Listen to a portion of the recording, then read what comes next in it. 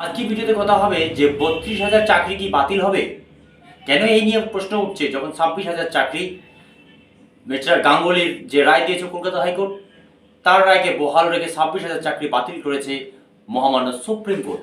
এখন চিন্তা বাড়ছে যে চাকরি এমনিতেই গোটা দেশে এবং রাজ্যে হু হু করে বেকার বাড়ছে। ১০ বছর চাকরি করার পর চাকরি চলে গেছে প্রায় ২৬,০০০-এর মতো। একমাত্র সমা দাস, তিনি ক্যান্সার আক্রান্ত ছিলেন, সে বাদে টোটাল প্যানেল বাতিল করা হয়েছে। এ নিয়ে গতকাল রাজ্যের মুখ্যমন্ত্রী চাকরিদাতাদের সঙ্গে কথাও বলেছেন, যদিও কোনো কাজের কাজ কিছু হয়নি, কারণ আইনের পথেই চলে। দেরিতে হলেও কেন আজকে ভিডিওতে চর্চা করছে যে প্রাইমারি কি ৩২,০০০ চাকরি বাতিল হবে। মে ২০২৩-এ গাঙ্গুলি ৩২,০০০ চাকরি বাতিলের কথা বলেছিলেন।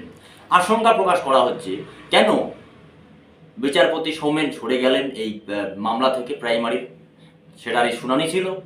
এখন নতুন করে বেঞ্চ গঠন করা হবে এবং মহামান্য প্রধান বিচারপতির নির্দেশে তারপরে সেটা হবে যে কবে আবার শুনানি হবে। তবে প্রাইমারি স্কুলের প্রায় ৬০ থেকে ৬৫,০০০ শিক্ষকের রাতের ঘুম এক কথায় নেই বললে চলে। দায় কার? এই নিয়ে বিরোধী চর্চা হবে। তার আগে একটি বিষয় আমি জানিয়ে দিচ্ছি যে মামলা থেকে সরে গিয়ে দাঁড়ালেন মিস্টার সোমেন সেন। ৩২,০০০ প্রাইমারি চাকরির রায় দিয়েছিল মে ২০২৩-এ, বাতিল করে কলকাতা হাইকোর্ট। এবার প্রশ্ন হচ্ছে এই ৩২,০০০ বাতিল কি কারণে হচ্ছে। তার আগে ২০১৪ সালে পাশ করে ১,২৫,০০০, যে ২০১৪ সালে টের হয়েছে, তার মধ্যে চাকরি হয় ৪২,৪৪৯ জনের। মামলা করেন প্রিয়াঙ্কা নস্কর সহ আরও অনেকেই চাকরি প্রার্থী, তারা অলরেডি চাকরি করছেন।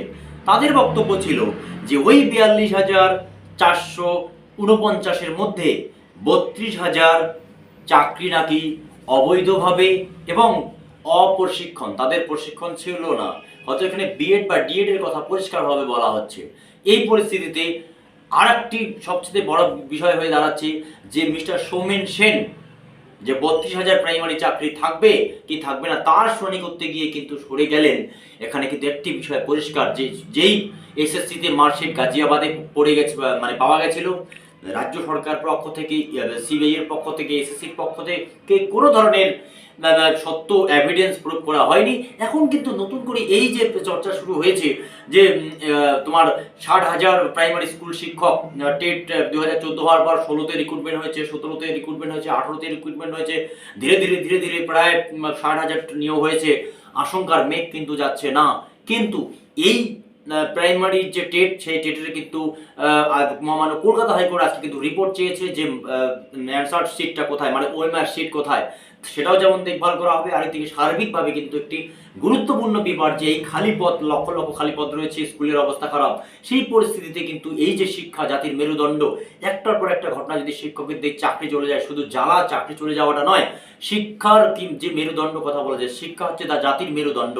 এই পরিস্থিতিতে কিন্তু প্রচুর পরিমাণে স্কুল বন্ধ হতে পারে এবং এই যে আইনি জটিলতা, এই আইনি জটিলতা না গেলে কিন্তু আগামীতে শিক্ষা মান, গুণগত মান নিয়ে কিন্তু প্রশ্ন উঠবে।